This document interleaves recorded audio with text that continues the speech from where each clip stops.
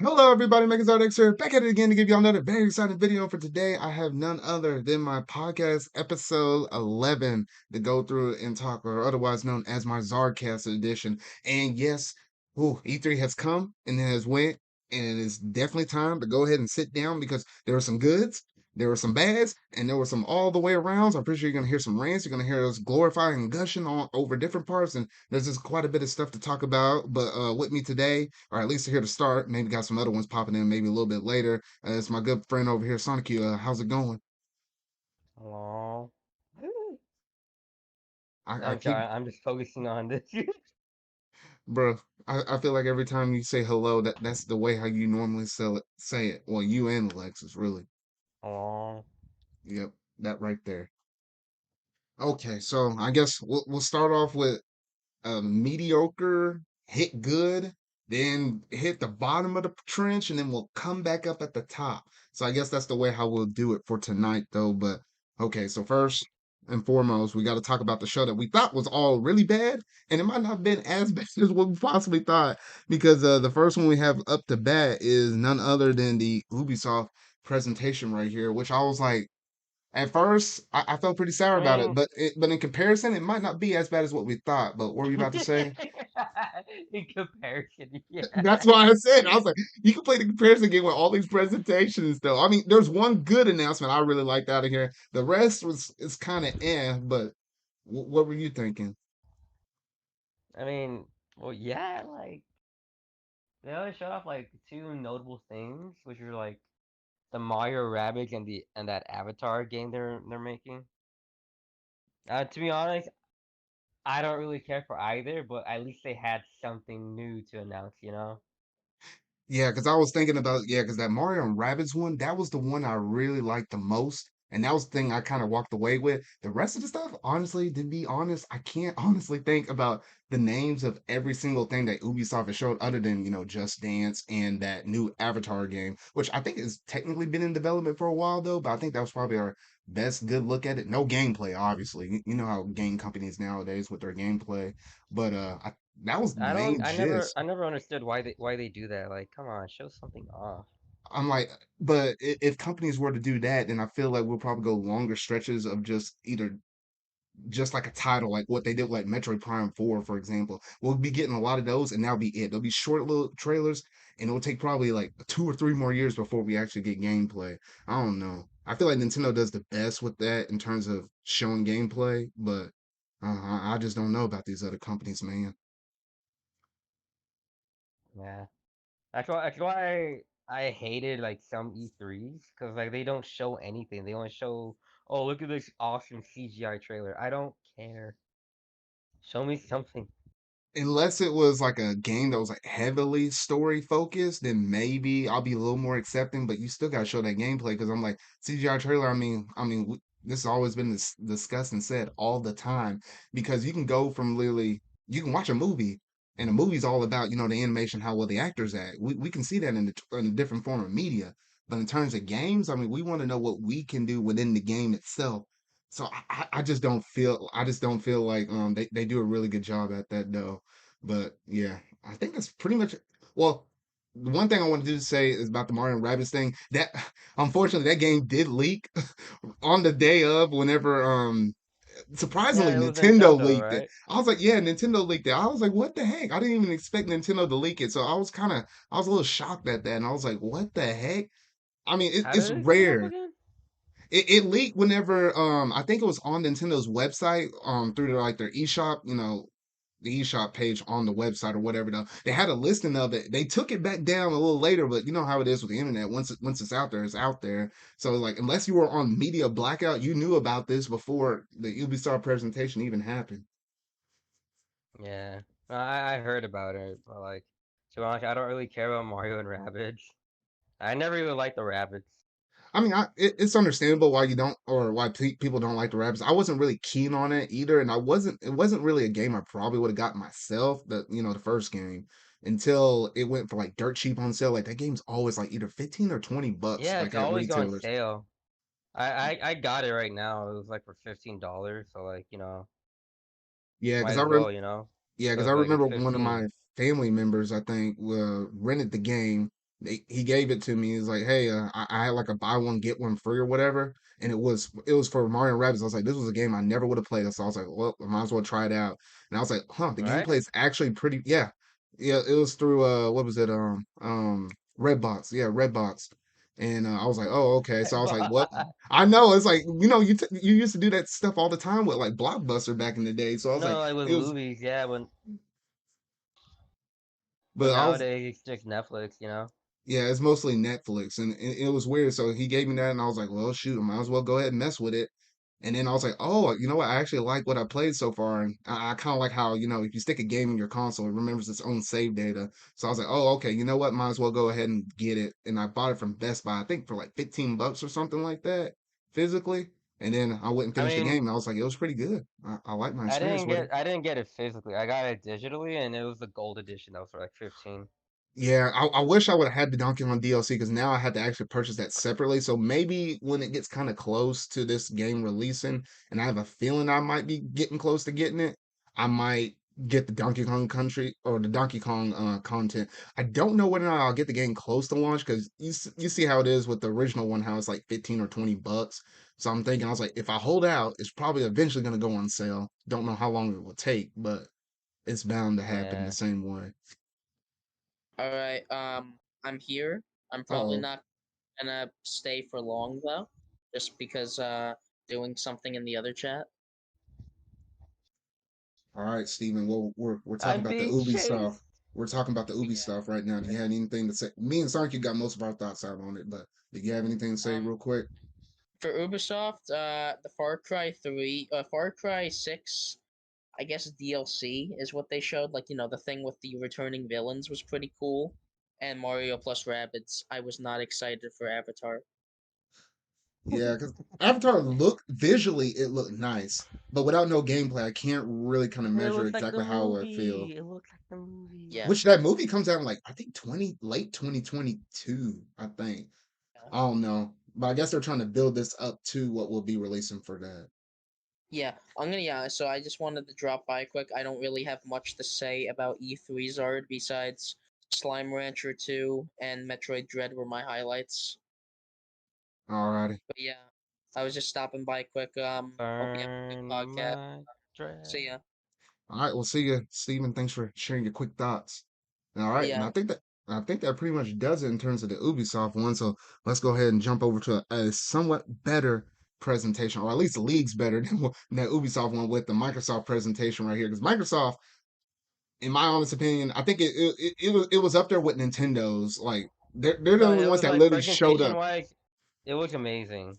Yeah, You it know, was they had good. like a lot of stuff to show off. Personally, like it had some stuff I don't really like care, but like I know like for like a lot of Xbox fans, they're happy with what they got. Yeah, because I think if you're one of those Xbox fanboys or whatever, or especially if you're It's like, not really a it's fanboy. not He's even just like he owns fanboy, an but like, Xbox. like you're just like an avid, like a pretty good supporter of Xbox. Like you're in their ecosystem, you're playing all those games on Game Pass, whatever. Though I feel like there was like they had a good spread for like a 90-minute show. They had a good spread, and I feel like if you're anybody that owns an Xbox, there's something in there that you would have liked. Somewhere ranging between one or three different things they announced. You probably were going to walk away with. So I think they had a pretty good spread, and they knew how to pace themselves pretty well throughout the presentation. One thing I will say is I was thinking when they showcased off Forza, I thought they were going to have a car in the presentation, like an actual real car, like what they did in past years. I put that in my prediction video. Did not happen. I was slightly disappointed I did not call that, but that was one of my other little tidbits right there, though. Forza, the Forza car, the like the Lego car. Yeah. Oh yeah, yeah. They always had a history of doing that, so that always cracked me up though. One thing I noticed in this thing that got me was the Sea of Thieves I guess the little expansion thing or whatever though. Certainly did not expect Captain Jack Sparrow to Oh be an my addition god! on When that. I was I like, saw holy that, I shoot. was like, "What the heck?" I was like, wait, what the heck? I was listening to music. I was like, whoa, it's eerie. I was like, wait a minute. Who's that man in the cage? And I was like, oh no, you gotta be kidding me. And I was like, dang it. I was talking to Hax, our good friend Hax, and I was like, bro, how do I play this? I was like, I don't even care about the main thing. I just want to play. I just want to play this one little part. I just want to play with Jack Sparrow and his and his, and his little compass.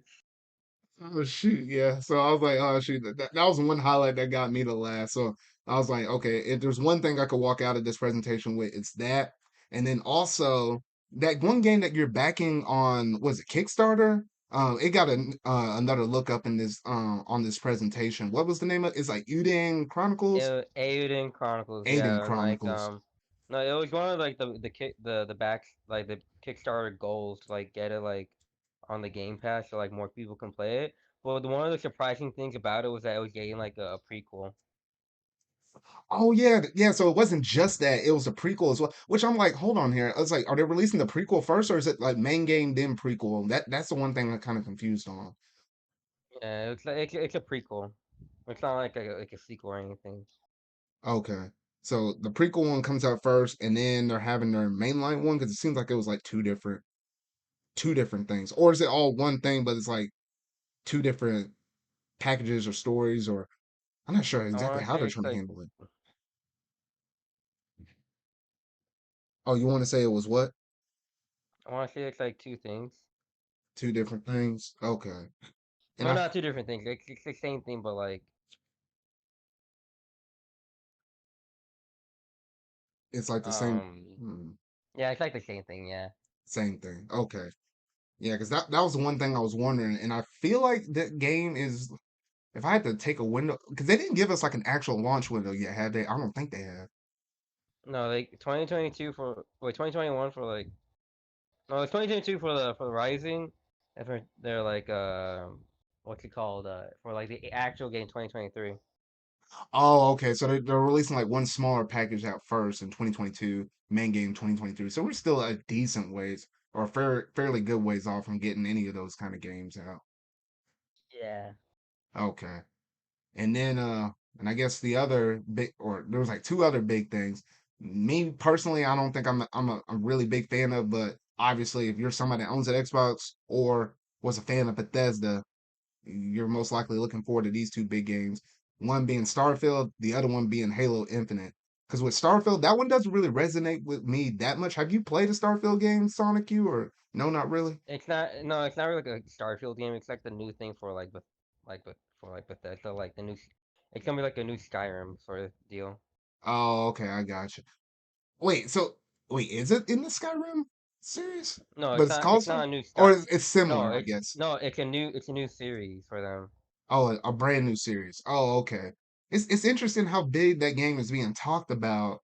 Yeah, I guess it's just a brand new series, a brand new IP for them. Huh. Interesting. Yeah.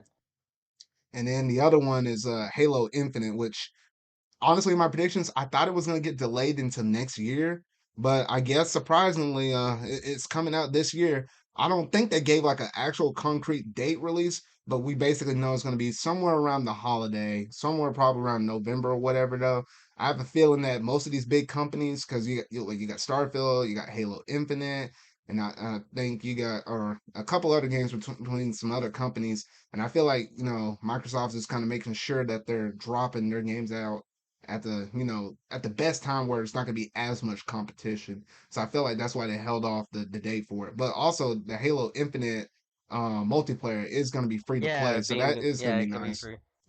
So Yeah, that'd it's be interesting. they I wish more companies did that, you know, make it like fucking free to play. Yeah, because I guess technically, as long as you have a decent PC, because Xbox Game Pass, PC and whatnot. I mean, you probably could play it that way, honestly, to be honest, and not even have to worry about having an Xbox console. You could still kind of try it out or play it for yourself. So that would be nice. Yeah. But other than that, I'm trying to think. Oh, yeah, yeah. There was one other thing I wanted to mention. In this presentation, they announced the Outer Worlds 2 was a thing, and I don't know if my eyes kind of glossed over it. I had to recently kind of go back through and check it again Oh because yeah. the Outer Worlds was actually a fairly decent hit for the first one that came out. It's pretty much on all platforms or whatever though. And the second one, while I was going back and watching the trailer, it made me laugh quite a bit because towards the end of the trailer they were talking about how they're like okay they were sort of kind of mocking how game companies would showcase off a brand new game with its trailer because they literally said It's like, okay, all right, here's the setting. You got flashy lights over there and stuff, and making it look real pretty or whatever, though. Then you get to see the main story protagonist player, but only the silhouette because the art designers aren't done with the official design of it, though. And then and then it looked up towards the sky, and then it's like, oh, and there's also no gameplay because they can't even show the gameplay yet because there's nothing yet to show. But the only thing that they can show is boom, the title, and then the Outer Worlds 2 popped up. I was like, you gotta go back and check that trailer again, Saki, because that made me laugh so much. I was like, oh shoot. Yeah, I had to check that out. I don't really remember like a lot because well, I mean, it's not something I'm interested in like with Xbox, you know. Uh-huh. But like, they definitely had like a very good presentation. I can tell you that much. It's like I guess for me, it's like Xbox and Nintendo that were like the winners, and whoever you thought was like the actual winners was up to like personal preference, really. Yeah. Yeah, that's pretty much that's pretty much where we were at though. Yeah. So that I think that pretty much does it in terms of the Xbox Bethesda one. So let's go ahead and move on to the next one though. And that next one is Oh boy. Square Oh boy. Enix. Oh shoot. Oh Oh my. man. I was like, you know what? This is typically Okay. and All right. typically oh hold on. Hold on. Hold on. We're Okay. cutting Go. each other off.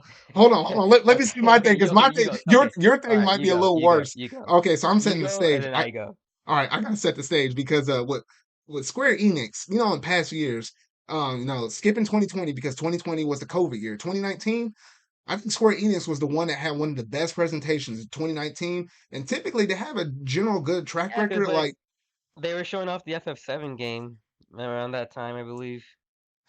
and they had a couple of other things too with Square. Oh, it was Avengers, but before we knew it was bad, and then some other stuff. There was some other stuff that there was some other stuff that was good up in there. Oh, that kills me to say that as a Marvel fan. Oh my gosh.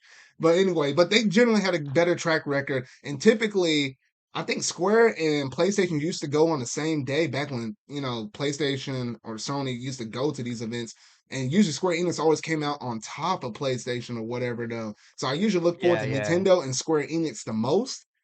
And I felt like Yeah, they cause came at for me and me, slapped me in the face this year. I was like, what the heck? yeah, cause I got the day off for like Square, like oh Square's gonna like turn things around for Square for E3. They're gonna start it off. What the hell was that?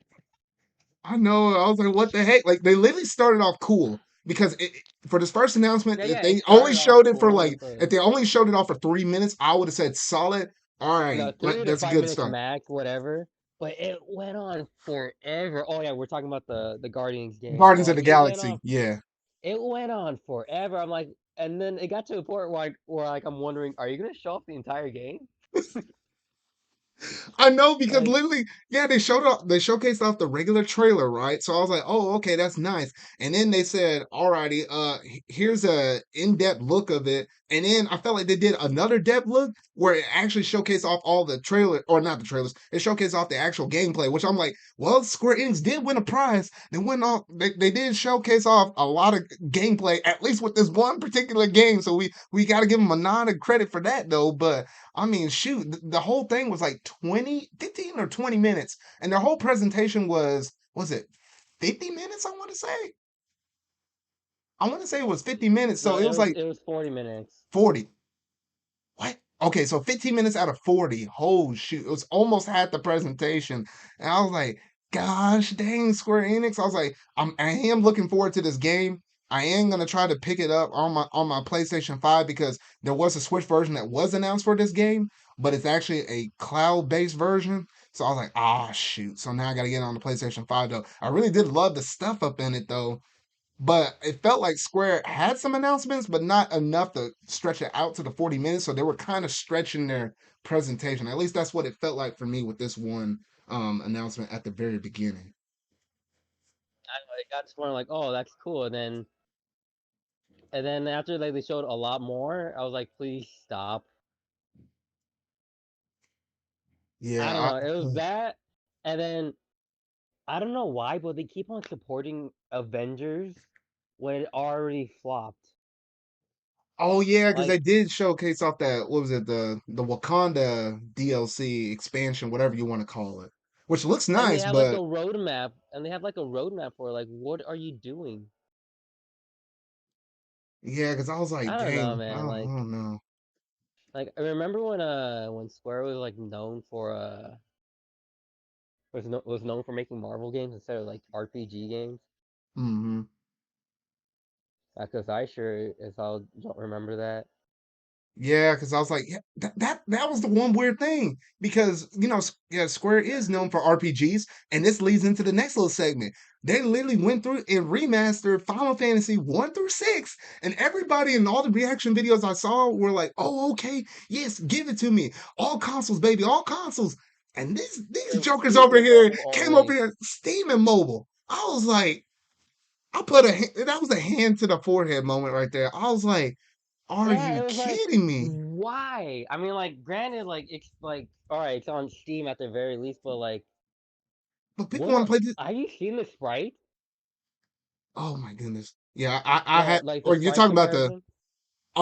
Like the I sprite? hadn't seen a comparison yet. I need to go see No, no, one. they're like, there's like they removed all the detail. It's like awful to look at. Dang. Yeah, Yeah, I was no, the just like, ugh. sprites are awful, but at the very least, we have like a good port of like a lot of these games. Not really a good port. I mean, like at least a port, in their Mm-hmm. original like in a remaster. But like, oh my god, it would have been like, why didn't you just put this on console? Yeah, because I was like, I just don't understand why they didn't put it on console because I'm literally thinking to myself, I was like, it's nice that we have it on Steam, but they're kind of doing a disservice to all their hardcore fans because I was like, we all wanted to play this mess on console. It would have been an easy sell. You could have came up in here and grabbed everybody's money, but y'all dropped the ball. I feel like they're gonna port this to consoles later, try to see how much money they can make off of mobile and Steam before they move it over to consoles. I just feel like that's like a Square kind of thing they might do, but ugh, I was just disappointed at that. I was like, that just left a really bad sour taste in my mouth. I was severely disappointed with Square on that. Oh, Um, shoot. but But I'm trying to think, what was the other? And then obviously there was one big thing, which but I'm trying to remember, was there any other thing smaller in between? Because they I was like, literally had like a segment or like they showed like a montage of all their like the games that were up, and this is what pissed me off about that presentation. They put Final Fantasy 16 in that montage. oh, ooh, They ooh. put Final the new Final Fantasy game inside of like a montage that lasts just like 10 seconds, and I'm like, why? That must have meant that they had nothing to show for that game yet. Like, what the You put heck? you gave your Marvel games for like 15 minutes, but you couldn't even give Final Fantasy 16 like at least a minute or two. Come on. And it also makes me think, I'm also kind of wondering, is this playing into plan because the fact that ideally there's supposed to be some kind of a PlayStation state of play or something like that, maybe happening either late this month or potentially in July or sometime this summer. And Final Fantasy 16 is a PlayStation exclusive game. It makes me think that Square holds some potential either information on current games or potential new stuff for that. It almost sort of kind of feels like that because how do you go a whole entire E3 and not re-mention Final Fantasy 16 in some kind of way? I don't know. Something just ain't adding up on my side. I know it's something stinks about it. Yeah, I'm just trying to put two and two together on that one though. But outside of that, it was okay. They did re-mention, I think, Neil the World Ends with Use coming out on the Switch. They also re-mentioned again that Legend of Mana is coming out. That comes out on Thursday. I'm looking forward to playing that game myself. But yeah, that was pretty much it in Yeah. terms of the smaller kind of stuff. And then they ended it off with that one rumor game. I don't even know how these rumor games keep leaking out or whatever So though. it was rumored to be like a what was it, like a Dark Souls type of Final Fantasy game, but Hmm. then it came out like from what I heard, it's like a Devil May Cry type of Final Fantasy game, which it kind of looks good on paper, And like from what I've heard about from people that have played it, they're like, "Oh, these guys are pretty good." I cannot stand like the character designs for like the Warriors of Light, because like when you Hmm. think of Warriors of Light, like what do you typically think about? What comes to mind You basically? think bright colors, not these dark, black, pitch black, hard to see. You got to Right? turn your visual, you got to turn your brightness up on your TV to see all this stuff. Yeah, and it's not even that. It's just like they're like super modernized, and they're supposed to be like a supposed. This is supposed to be like a remake of the first Final Fantasy game. So when you think of Final Fantasy like one, hold on, let me get an image of like the Warrior of Light from Final Fantasy one. You'll see what I mean when I show you it. Yeah. Because I was thinking, I was like, I just don't know about this game. And the weird thing that also kind of soured some people, they had a demo for it. So people were like, oh, okay, we can kind of go hands on with it. I guess they Square Enix somehow botched their demo, which was only available on the PlayStation 5. They somehow botched their demo and it didn't play perfectly fine, at least to the degree where it should. And it took some like patches and some re-releases of the demo. So now it's fully playable, not with all the hiccups in it. And I think they extended the date out just a little bit longer. Originally, I think Thursday, which I'm trying to pull up my calendar here real All quick. right, so Thursday the I posted it 24th was in. supposed to when it's in. But what were we about to say? All right, I posted it in general. So that's supposed to be the Warrior of Light in the new Final Fantasy Origins, and this is how he's supposed to like look like from like. For it was just like redesigned in the city.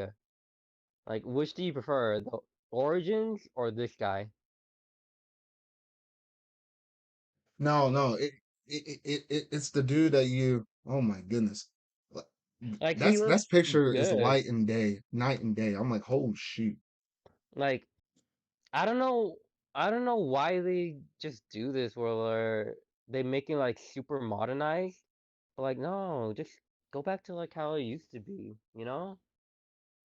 Where Yeah, back when like you focus more on like the dark fantasy setting rather than like a futuristic setting.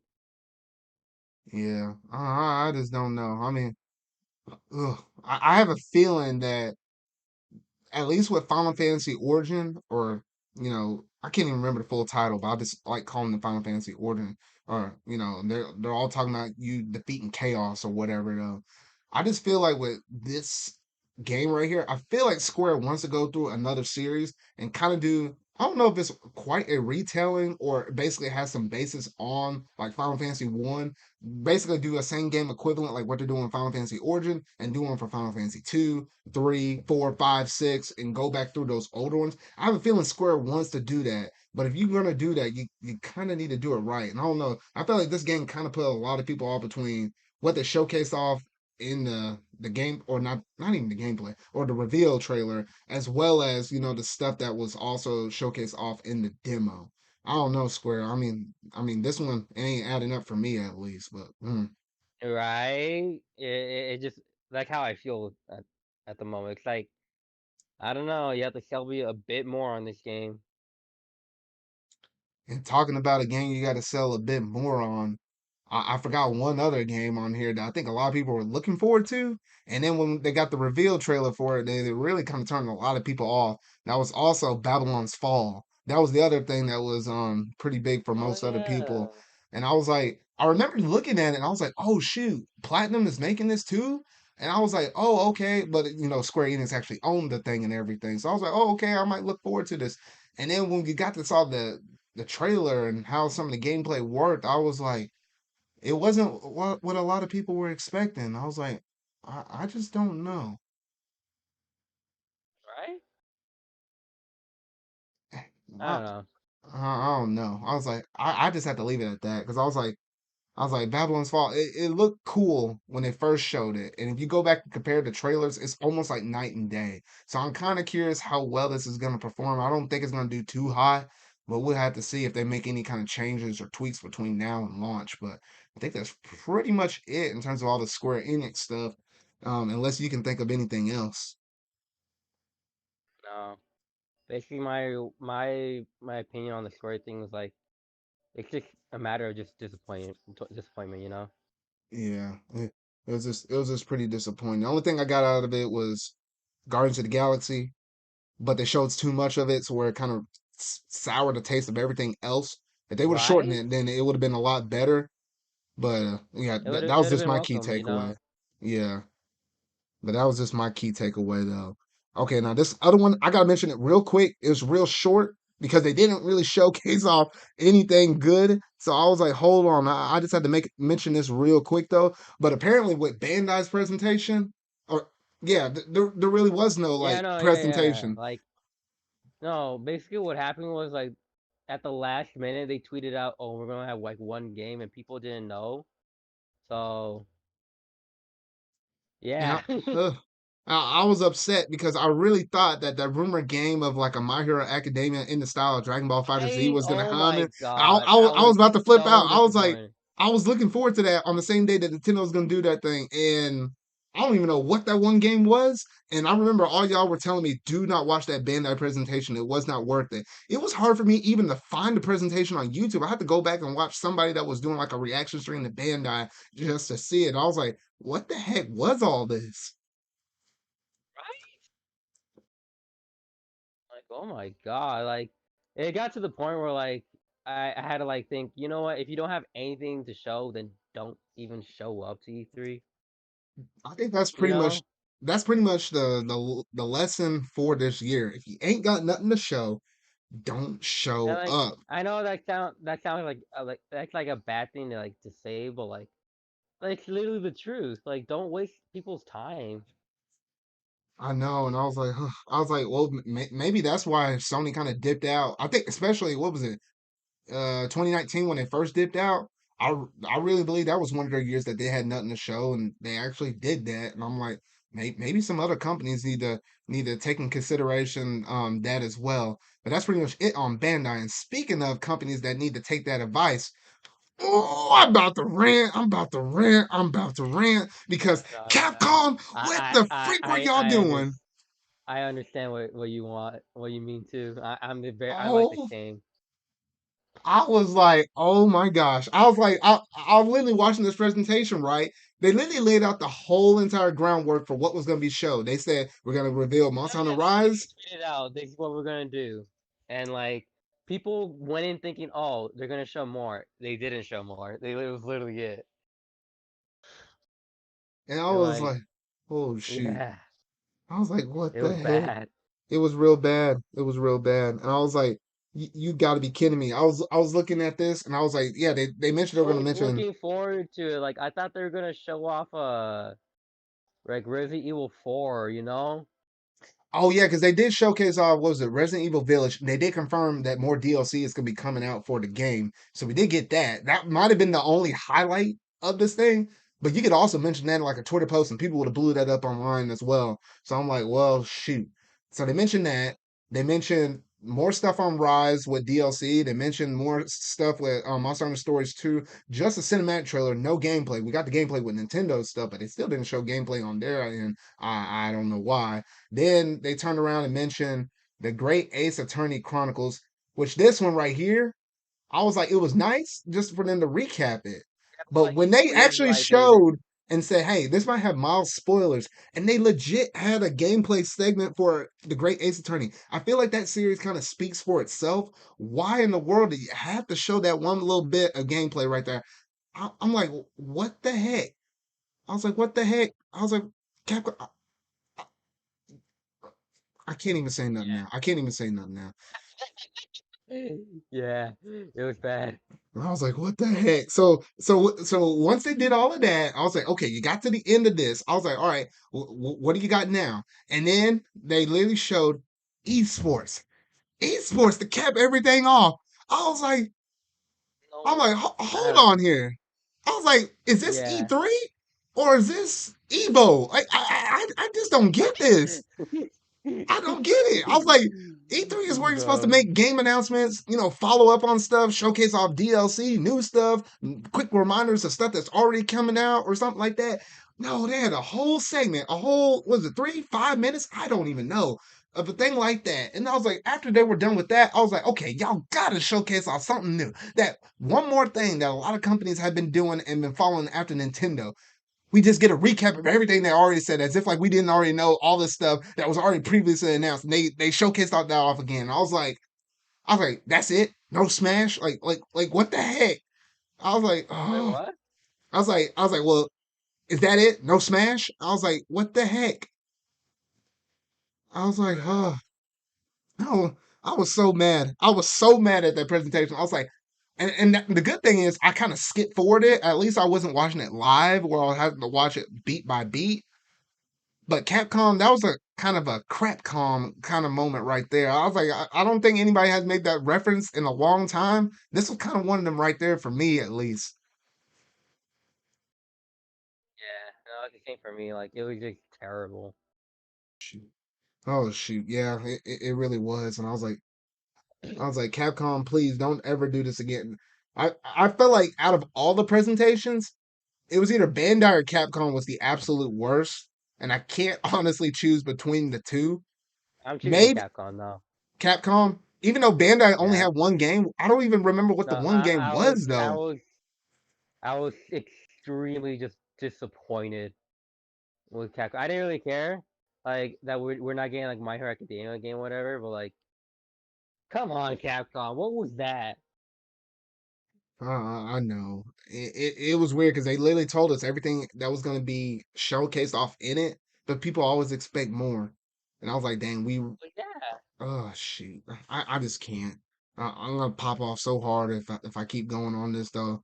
So we might as well move over. So we hit the lowest of the low. But you know what? At this point, it was everybody mentioned online. It's up to Nintendo to save E3 after that really bad sour 1-2 punch between Square, Bandai. Well, we technically didn't know about Bandai yet, but we probably knew it could have been like that. And then Capcom like this. So we're like, oh shoot, you got to give us something good. So Nintendo over here, they come up and they're ready to play ball. They announce, hey, we got a was it a 40 or 50-minute present? I think it was 40 minute 40. presentation for the regular direct and 3 hours worth of treehouse. So I was like, all right, we're in for some good stuff. We're in for some good stuff. It's so Yeah, good.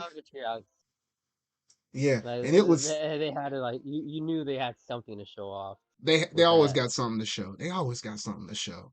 And you know what? They got so many good stuff out of I'm like everything else I've been showcasing off in this podcast with still images. I got the whole video uploaded, so I'm gonna be able to fast forward and rewind it and showcase all certain gameplay and actually pause it on the screen so y'all can actually see what I'm talking about. Because they had the good stuff going on. They had the good stuff rolling over here though.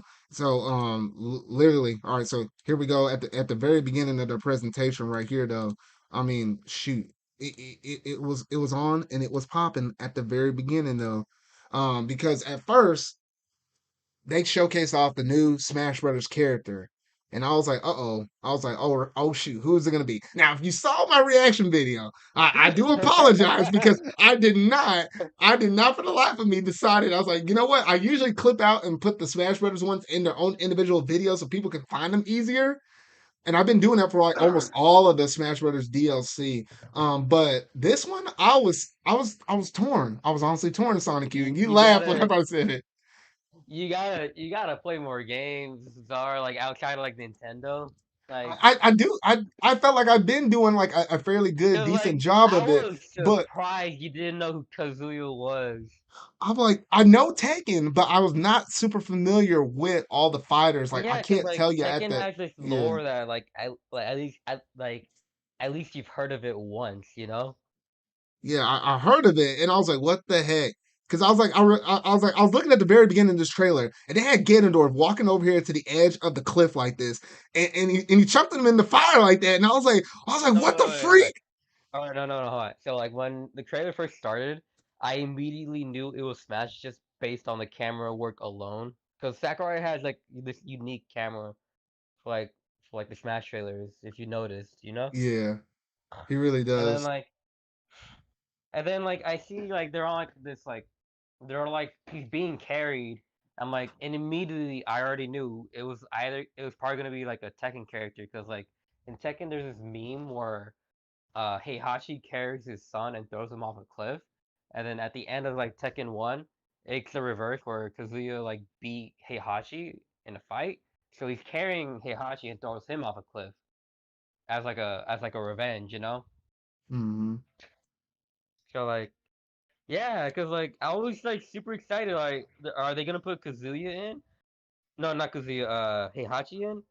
And oh my god, they put Kazuya in. I w- I lost my mind because that means we're gonna get like Tekken 3 music, which you probably have never heard, but like that. Oh my god, Tekken 3 music so good. I felt like I felt like it had to been good because I was like I looked at it and I could kind of tell. I was like, okay, I know Taken probably has some bopping tracks, and I was like, Oh, it if it's does. anything to the level of degree like how some of that good music was from like the Fatal Fury or like the King of Fighters stuff with Terry, I was like, I know we're in probably for a really good decent treat though. But with me personally, with this fighter, I was like, it's probably gonna be cool to use him, in the short term. But to be honest, I don't know if I'll be able to stick with him in the long term because if he's anything like, Ryu, Ken, or Terry, I mean, those typical fighter characters where it's like you got to know like their inputs or whatever though in order to get the most out of their moves. Those ones for some oddball reason I just can't get the knack of them. And I know you hate Ryu, like Ryu kind of sucked pretty bad for you. You trying to get him in the Elite Smash. I know that one was a nightmare for you though, but I don't know. Yeah. It's those kind of Uh, characters though. I'm gonna tell you right now, even in Tekken, Kazuya is not easy to learn. Yeah. But he's one of those characters where like if you like you put in the time and effort to like learn him, then he's gonna like do like a lot for you. Yeah, he pretty much will. And I was like, oh, okay. And the one thing I will say about this reveal trailer I did like is towards the very end when they started throwing all those Nintendo characters off the edge, I was like, bro, I was like, why y'all got to throw off my boy Captain Falcon, man? I was like, Captain Falcon, man. I was like, come on, Sakurai. I was like, we know the series is kind of dead, but you didn't got to treat us like that, man. I was like, we just want a new game, man. I was like, oh shoot, and then they threw off like Min Min and then Barth and all these other ones though. So I don't know, it was Man, pretty hilarious. It was pretty it was hilarious. funny. And then they Like, threw Kirby no, off, don't throw off Kirby. and then it And was then like, Kirby but he survived. just floated back up, and I was like, oh okay, that was very Yeah, typical right there. Sakurai's not gonna kill Kirby. Come on. Bro. I mean, the man That's can't like, die. The man can't die. yeah, that's his child, you know? Yeah. And that basically introduces what he's character number 81, I believe. That's not including echoes. Including the echoes, I can't remember what number it's at right I now though. mean, you have But to remember, Pyra and Myth are like two separate oh characters. no, that includes them being like Pyro is 79, Mithril is 80, and this dude right here makes 81. Hmm. So yeah, that roster growing. That roster growing. So this only means that we only got one more person left on the roster, and I feel like that might get No, announced. I this is the don't. character. This is the character where Joker stole the invitation from. Oh yeah. Oh yeah, You know that's what's true. funny about Sephiroth and Kazuya? What? They literally came into Smash without an invitation. Mm, yeah, you're Like kind of right. Sephiroth kills Master Hand. Hey, what's up, Cloud? Kazuya starts killing the Nintendo characters. Yeah. I was like, what the heck? I was like, what the heck, man? Well, like Sephiroth and Kazuya. All right, Sephiroth, Kazuya, and Ridley. Those are like the coldest villains you would ever meet in Smash. I know, And it's man. crazy that they put them in Smash too, because It- I don't know if you notice how like Kazuya transformed. That particular transformation is called the Devil. Which I feel like it's gonna be something on the lines of like how like Joker and this Arsene it's gonna power you up and probably give you a little more extra stuff to work with though. So I mean, it'll You be know, cool in that regard. no, it's not even that. He gets his own like rage mechanic. Oh, so kind of like Bowser, but a little more flashy, I guess, pretty Yeah, because much. you know how Donkey Kong punches Kazuya even when he was in his like devil form.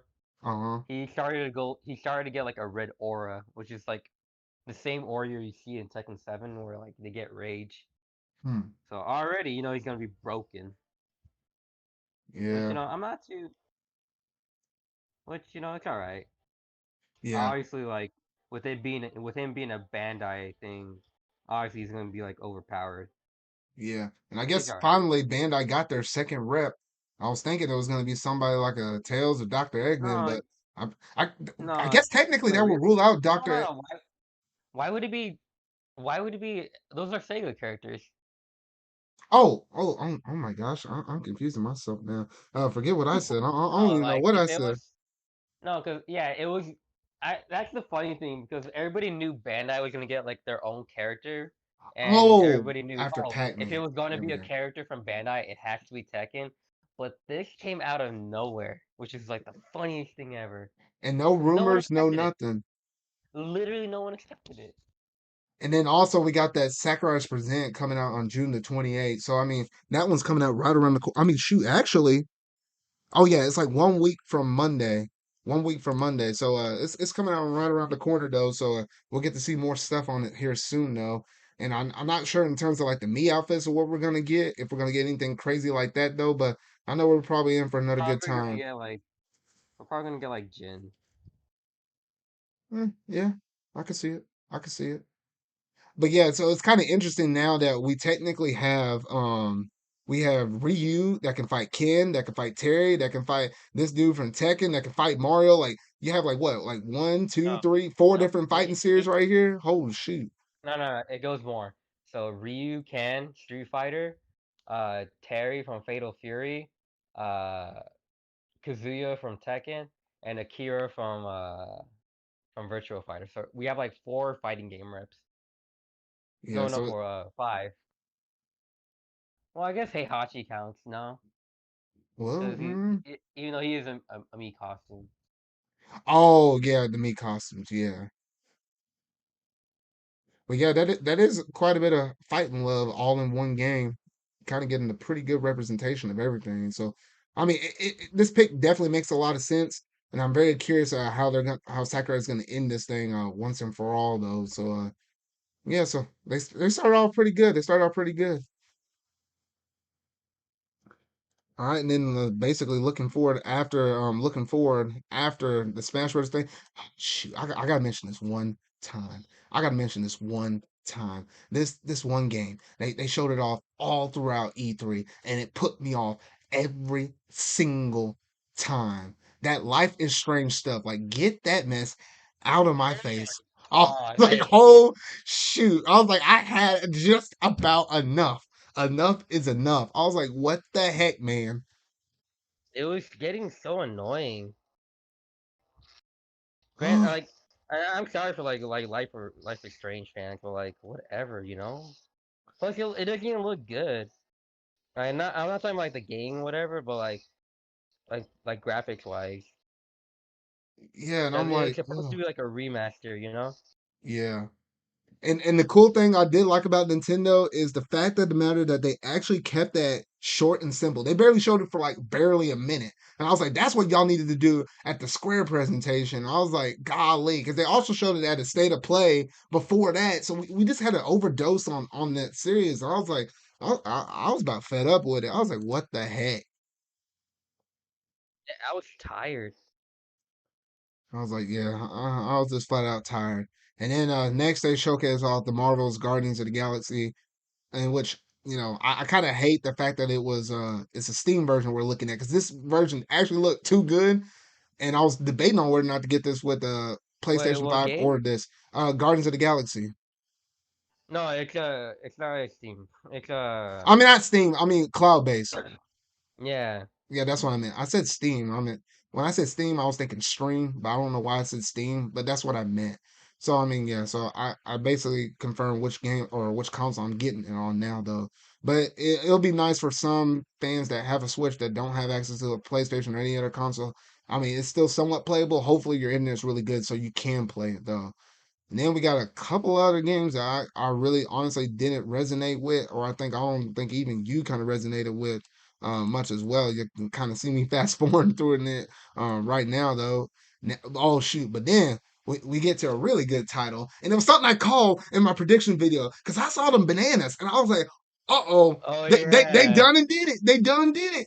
And yes, They finally. technically they finally did. Steven called the name out, which I technically knew the name, but I forgot to mention it. Being Banana Banana Super Monkey Mania. Ball, Banana Mania. But I was the one that Finally. said we were gonna get Super Monkey Ball 1 and 2 up in the mix Did not expect the third one that they threw up in there as well though. But I was like, hey, it's a nice good bone. I know Hacks over there was probably flipping out about it though, because I know No, he's it was literally me, Weedle, and Alexis that were like freaking out. yeah. Cause like So I we was like, love Super ooh. Monkey Ball. Because I was like, the only Monkey Ball game I played was what was it? The one on the Wii, which I had a good time with it, but I kind of want to see why people like the first two games. So I mean, eventually at some point I will get this game. I hope there's enough fun online modes that we can kind of play the game with each other or whatever though. Right? I Yeah, hope there is. because there wasn't. Well, I guess technically with it being GameCube games, there was like a lot of Well, online if stuff. and even if like it's not all of it, at least get like the first two games for like online.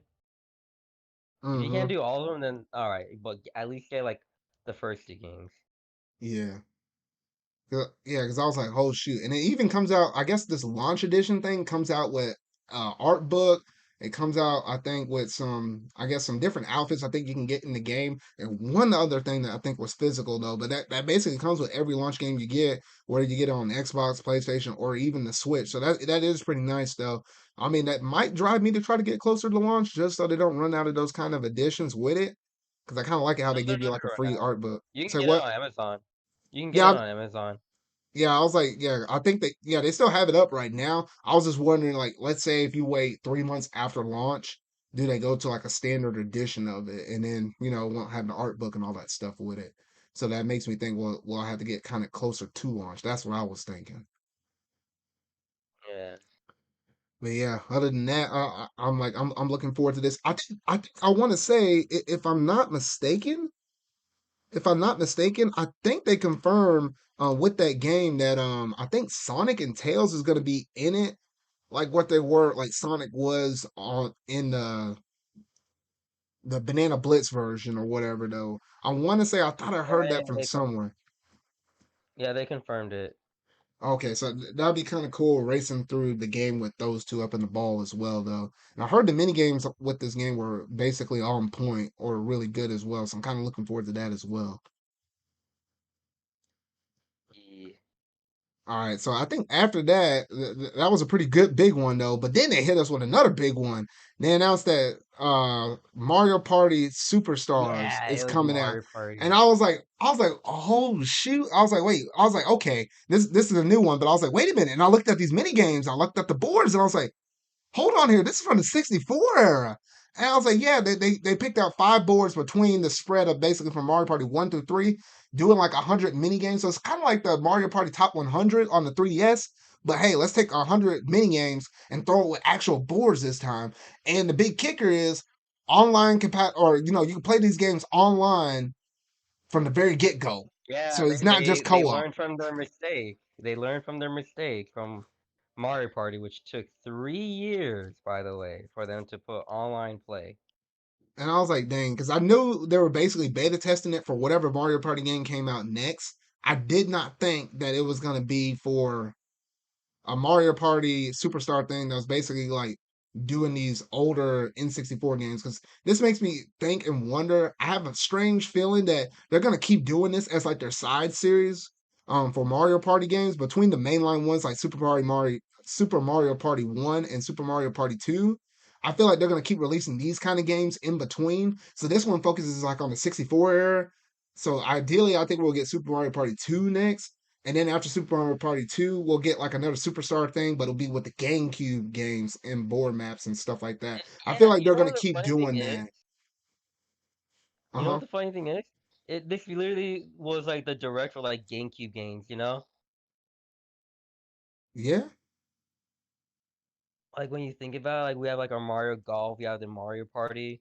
I don't want to say like the other one, but like we haven't gotten into it yet. But like Oh we're yeah. getting like a new we got like a new Zelda game. We're getting like a new Metroid game, which if you didn't know, Fusion released alongside with Prime on the GameCube. Oh. Oh yeah. Yeah. You're right. Yeah. You're right. Okay. Okay. Yeah, so it's like I don't know. At least we're back to like the GameCube era, and I just feel happy, you know. This has to be like one of my favorite directs so far. Yeah. It was a solid one.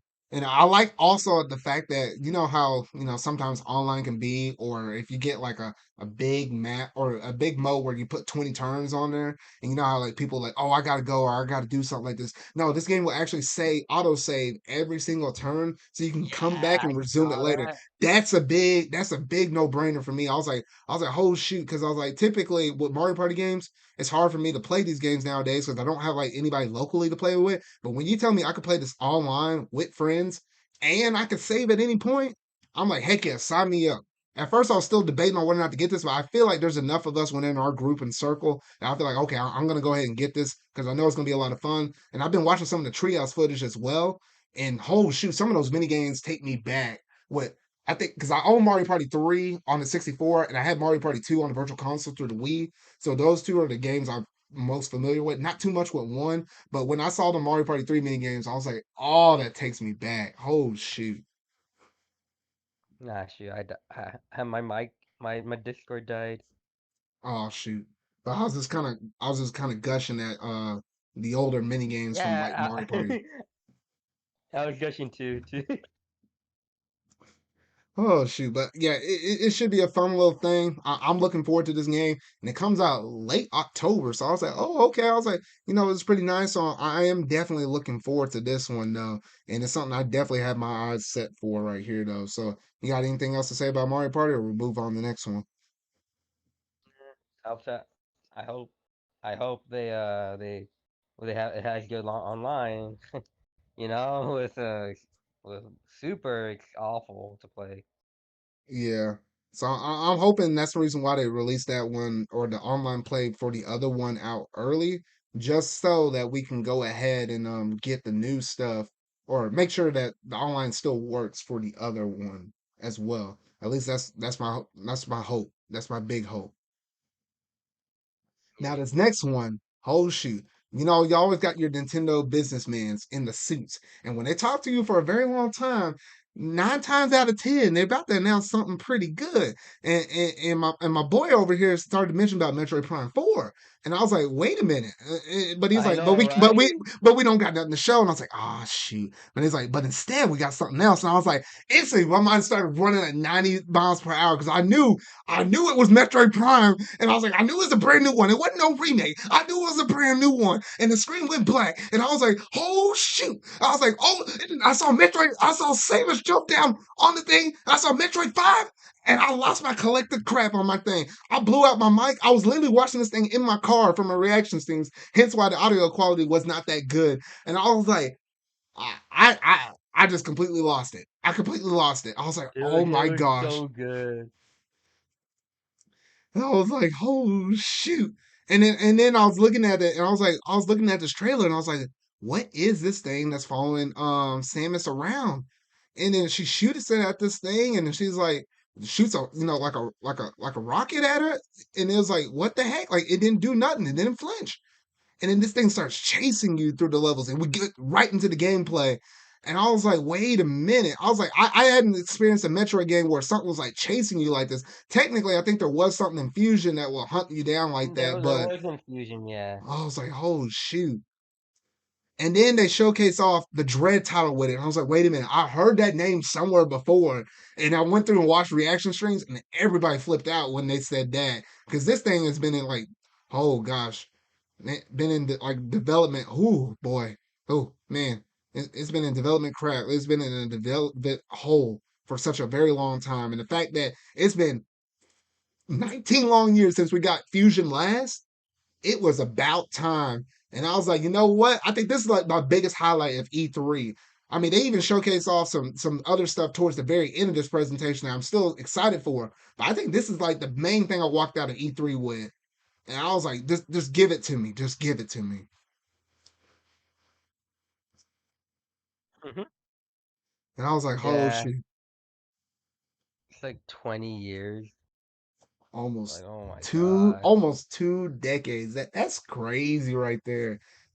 And they even showcase it off in the E3, or not the E3, at the little, I can't even think now. Oh shoot, that's how much Metroid excites me. No, the Treehouse. They even showcase off 2 segments in the Treehouse as well. And from the little bit of stuff I saw in that as well, I was like, thank goodness. And the date is not too far around the corner. It's coming out on October the 8th.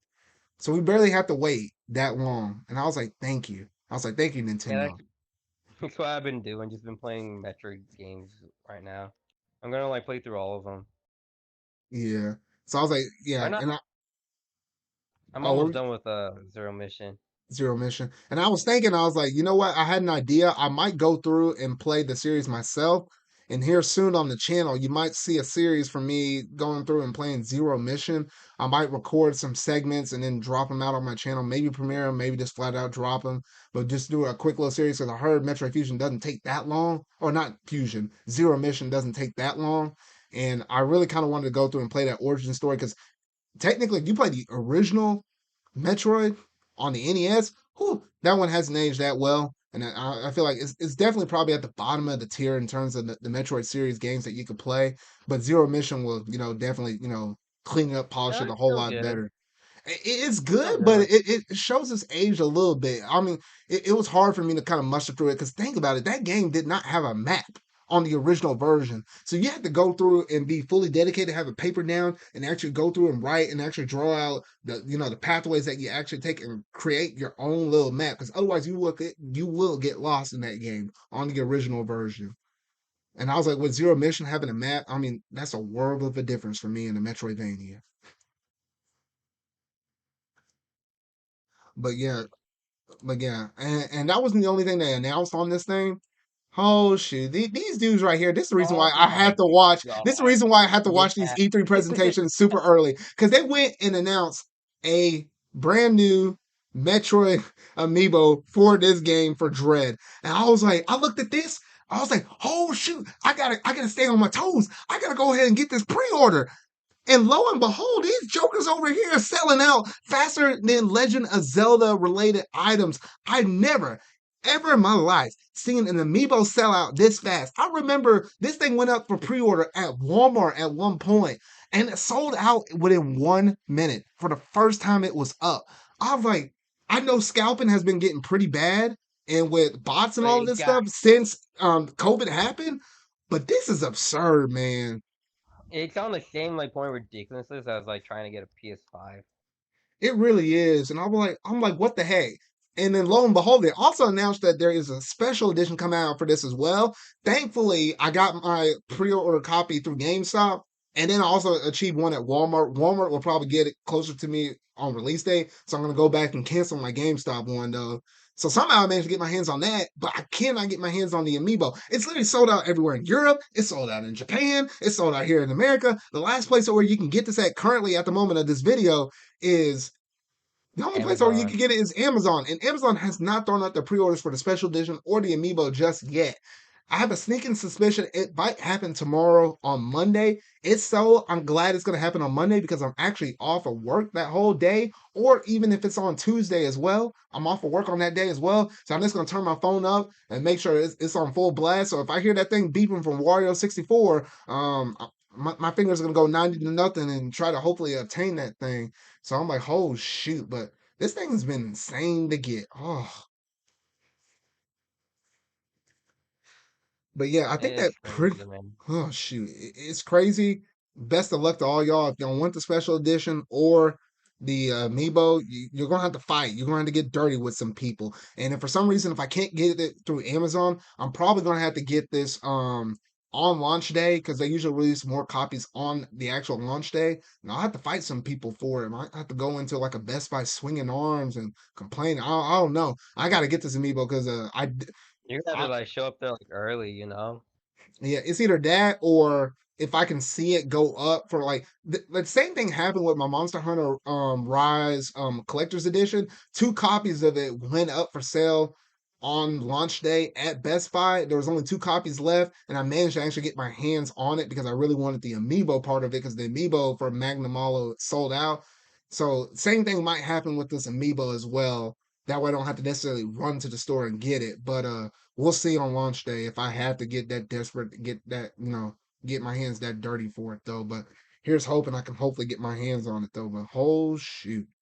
But you got anything else to say about Metroid Dread? Screw the scalpers. Hey man, you're right about that. Forget them gosh darn grubby rubbing, um, stinky old belly, fat footed, no good doer, scalpers. Man, I just hate them. I just hate it. I just hate it so much. It's And so annoying.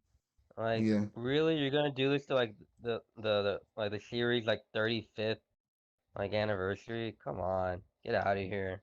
I know. No And one then like. It's like no one likes you people. yeah. And then also in the chat, I saw somebody in there. I just abbreviated to Nickelodeon. He meant or he or she mentioned best Metroid suit. Shoot, I really like the design of this. The one with Samus Returns. That suit that's in that game. Yeah, If you've I seen the love art that. for it, I think I that's love my that favorite suit. suit right there. I love that one. Fusion suit is also pretty good. I think that's a good second runner up. But that design for Samus Returns though, I'm like, oh shoot, I My just really love favorite that one was right there. Samus Returns, Metroid Fusion, the Prime suit. This new one is really good.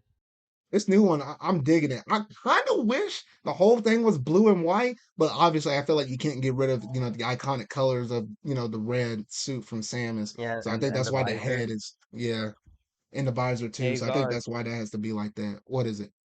guess what? I beat the What? game. Dang. Well, shoot. And did it take you like for zero mission? It only took you like what 2 hours or so, or 3 hours? 2.5 hours, I want to say. Oh my gosh. Ooh, if it took me that long, oh man, I'm Honestly, about to jump on it. you should stream it. Should I stream it? I was thinking recording it and then premiering the stuff because I kind of want to run on my own schedule.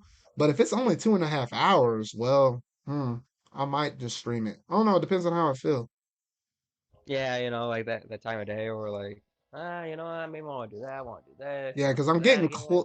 I'm getting close to the end of my Famicom Detective Club, the Missing Air series. I think I only have like 3 more chapters left.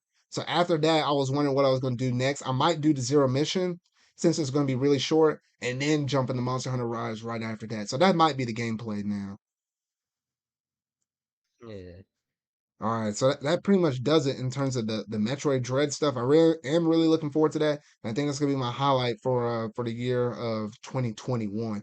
And Yeah, then same for me. Like, out of all the E3 announcement, Metroid Dread. Oh my gosh. now when I had like the biggest grin when I saw Metroid 5. And then I saw that it's gonna be Mercury's team that's working on this game, which they did a good job on thank Samus you Returns, and Nintendo.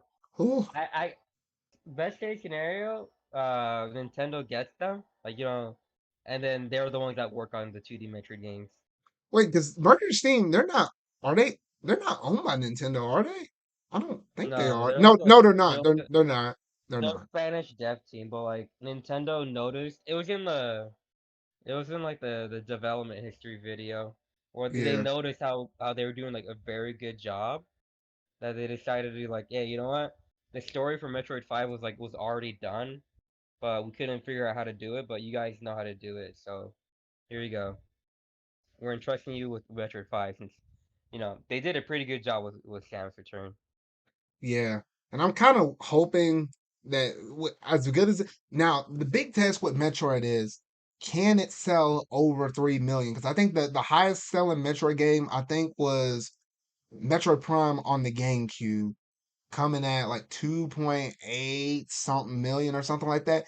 If Metroid 5 can crack 3 million, let's say if it does something crazy and hits somewhere between 5 and 6 million sales, I mean, we know the Metroid series doesn't sell that well, but if I were Nintendo, I'll come over with the Mercury Steam and like, hey y'all, we about to buy y'all because we want y'all to work on our games.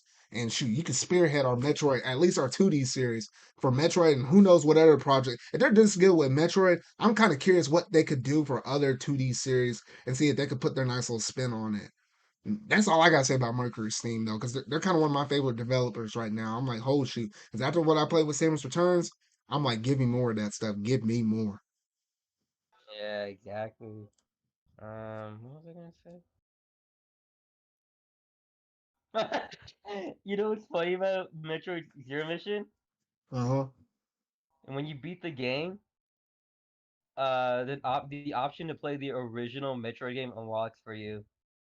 Oh really? Huh. Yeah, I Gosh. played it. Oh my god, man!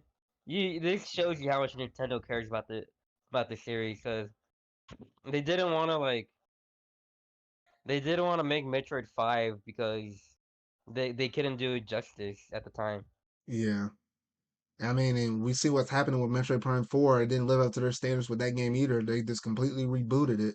So I mean, Yeah, then they they, got they like care they Metroid care Fusion about in their there. series. They care about their series, and if it's not up to snuff, No, we because saw like with Animal Crossing, they ain't afraid to delay games if they think they need more time on it. no, because here's how it works. It's literally Mario, Zelda, and Metroid, which was like their biggest like video games, so to speak. Hmm. But yeah, oh shoot. But yeah, I could probably go on and on and on about Metroid though, but there's a few more announcements up in here. Hey, they weren't all the way to the end. And we have to see what some of the other stuff. Of course, they did like a quick little recap. They showcase off, your Just Dance. It happens every single year. So yeah, they have to go ahead and show that off. And then they showed off a few other games as well. I'm surprised they actually showcase off Dragon Ball Z Kakarot, which is coming out on the Switch now, which I've been kind of wanting that game for quite some time. And now it's finally coming out on the Switch, and now I already own a PS5, so now I have a choice. I can go with either one.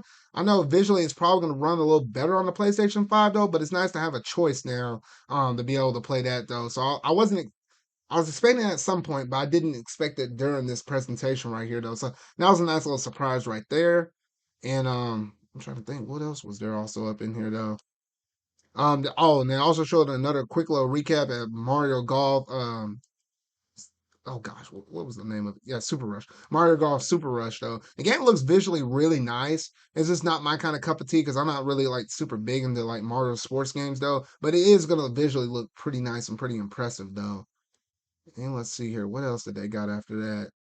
Oh, and I like how New Dunk City is gonna be one of the courses up in it, Yeah, though. it was pretty funny. Yeah, so I was like, anything you can do at New Dunk City, that's pretty nice. And then also they showcase off a little more Monster Hunter Stories too. I like how they had a segment in the treehouse where they actually showcase all some of this. I have not yet seen that part of the treehouse yet. I actually do need to see it so that way I can kind of get myself a little acquainted with, how the worlds and stuff gonna look. Because visually this game looks really, really, really nice. I'm glad I got my hands on the collector's edition and whatnot though. And they also went out and said yes, there is going to be a demo version for this, and you're able to carry over your save progress from the demo to the full game. And I think that I love comes it out when later they do that. June. Yeah, so I I love it always when they like it do when they that. do that. So I was like, hey, you don't get to miss a beat. So I am looking forward to that though. And I probably will stream when that demo does drop. I probably will stream my opening segments of the game and see how well that kind of goes out though. So I am looking forward to that. Let's see here. And then after that, oh, okay. Now they had this game come out, and I Shin was Megami like, Tensei 5, right? oh, say what? They showed off Shin Megami Tensei 5 next, right? Oh, well, not yet. I was going through the thing. There was one thing before Shin Oh, Megami Tensei oh. 5. It was WarioWare. Because I felt like Intelligent Mm. Systems was going to do something, and I thought it might have been a Fire Emblem, but technically they're the owners of, or not the owners. They make the Mario. I'm not Mario Party. They make Paper Mario, WarioWare, and Fire Emblem. So it's like they usually kind of rotate Well, on the schedule between the three. they couldn't show Fire Emblem, remember? Kazuya threw Mark off the cliff. Bruh. Oh, I guess that might have been why we didn't get my genealogy of a holy war though. But yeah, with this WarioWare game, I was like, it was about time. It kind of makes sense. I think the Switch is probably one of the most perfect consoles to have a WarioWare game on. Gosh, I think the last WarioWare game I had was like on the GBA. It's been that long for me though, personally. So I was like, oh shoot, but it's nice for the fans to be able to have this. And I think even with this one in the trailer they showcased off, you're actually able to have co-op, so like multiple people on these micro mini games to be able to compete against each other though. So that is pretty nice though. Not the biggest Yeah. WarioWare person, but it's nice for all the fans to be able to actually get this game though. It, yeah, it's the same for me. I don't really care, but I'm happy for the fans Yeah. So, nonetheless. so that's pretty much it. And yeah, so it's called Wario Get It Together. Which is it's kind of interesting though. That title right there though kind of makes sense though. So yeah, so that was pretty much it in terms of almost all the good stuff. And then oh shoot, then they revealed okay, so Shin Megami Tensei 5, the game that we've been waiting for since the very beginning of the launch of the system. And we got a probably our best look. I think this is our absolute best look of the game. And they even showcased it off in the treehouse as well, though. But this was our Yeah, it looks really absolutely good. yeah, and I was like, and now that I played through Persona 5, Persona 5 Strikers, saw the anime and actually working on Persona 5 Royal at the moment, now I can actually recognize a lot of the different, demons and other creatures that are up in this game. I can actually recognize them and call them out by names now. So I was like, okay, so I am getting a little more familiar with this with the series through the side series. Usually it's the reverse way around, but it's kind of interesting like that though. But with that main character's design, with the blue hair and stuff. Like it's the dude, but with that much long blue hair, I was like, what the heck?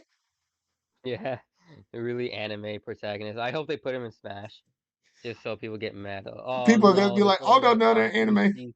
an anime swordsman. Be Yeah, like, oh no.